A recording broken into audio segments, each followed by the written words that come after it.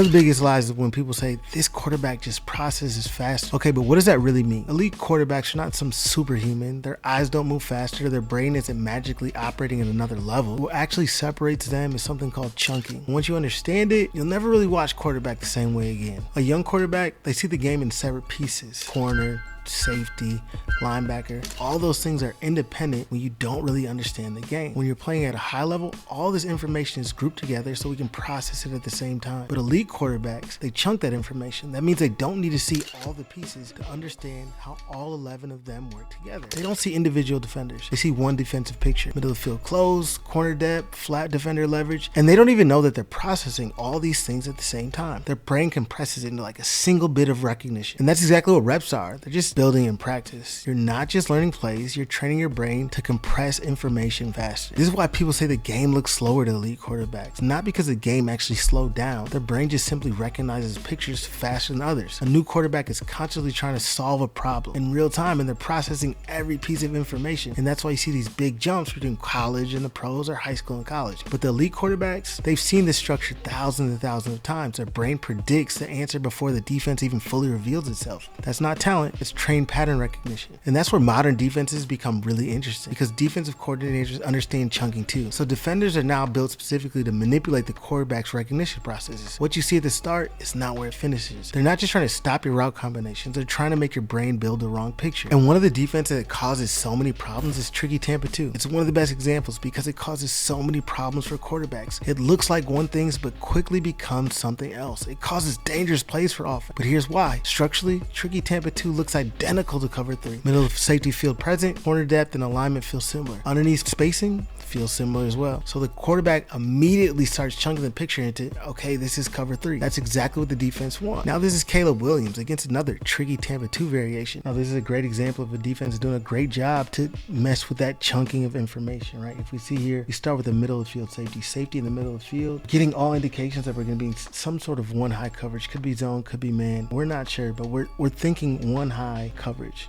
But this quickly changed. Like the picture changes for the offense really, really quickly, because at the snap of the ball, yes, corner gets here. You see this corner here. And if that is our first initial, like our eyes are taking us to the boundary of the field and we see either one of these corners having this action, we're quickly thinking, all right, we're going to be getting some sort of one high zone, right? They're not man to man. We're going to be getting some sort of one high zone. So we'll have the ability to work here, right? We got a dig coming late. We have the ability to see that and make that play. However, Kenny sits here flat footed. He's not getting any depth. As you can see, the play starts, he hasn't moved. Like the circle's not moving, he's not moving. His eyes are on the quarterback with the ability to read number 2. And we're just from the inside running the shallow concept right here and here and have the ability to work low to high. But we're thinking, right, we're getting that one high zone. We can go get a gash play as the shallow cross comes across, and our weak side curl flat defender, he's gonna have to see and collect him. But McKinney's there, right? We got to hold on the ball for a tick longer. That is a sack fumble.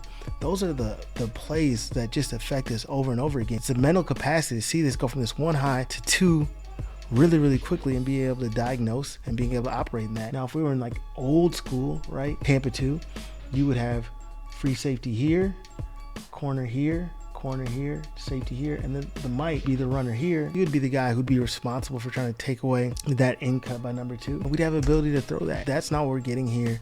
That's why this game is so tricky for the quarterback position. Now this is Caleb Williams on the very next third down. Now, if our last third down snap, we saw that one high zone, right? Same look. Everything about this is very, very common. Like we're seeing the same things. And last time we did get that cover 2, right? But now not the same. We're getting a completely different defense, right? We went from that middle of the field safety staying right here. Now he's able to get off the hash. He's getting that. And now we are in a version of cover 3, right? We're in a version of cover 3.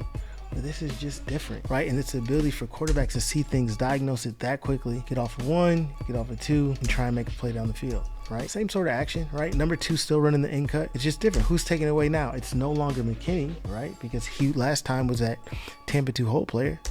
Now we're staying attached, they're running a match coverage, and they have the ability to take it away. So those two things at the snap of the ball, they look very, very similar. However, they play out very, very differently. Now those last two clips, they look nearly identical. Same safety depth, same corner alignment, same surface structure. Now this is Marcus Mariota, NFL veteran, been in the league for quite a long time, and now he gets tricky too, right? In a situation where we feel like we're going to be getting that one high zone, we're going to be able to throw versus avoid and cover 3 in the curl flat, and he gets robbed. But let's take a look. This is a really good example here of how non-traditional Tampa is something that looks like a one high zone turns into something that's very, very different, very, very fast. So we start out with that motion. We get Deebo Samuels motion from the back position on the right side over to his left. We don't get a defender who travels with us. So now we've confirmed we're going to be getting some sort of zone coverage. We start with Harrison Smith in the middle of the field, right? Traditionally, we get one high zone. This defender is going to be responsible for the middle third of the defense. However, this is non-traditional Tampa, right? Just like we've been talking about. He's no longer responsible for the middle of the field. He's now that whole player. And now he gets to read the release of the 2 and 3 receiver. 2 goes vertical. We see this curl here, and we're able to make an interception. Now, if we were in a traditional one high zone defense, he's not there. Marcus Mariota gets to make this read off this curl flat defender who's flying out on the outside, trying to take away the flat route. And we'd be completing this pass to the curl. This defense causes a lot of problems for quarterbacks because it happens late, right?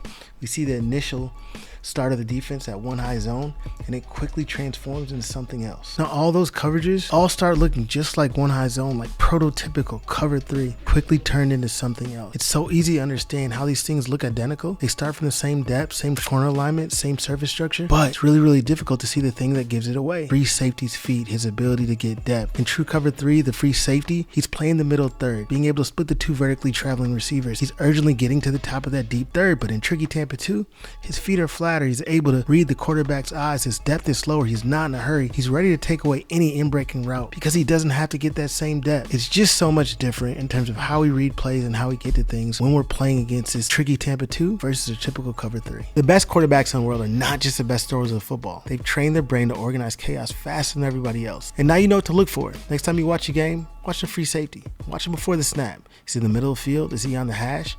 Watch his feet. Watch his depth. Because the pictures lie. Drop a comment. What coverage do you want me to break down next?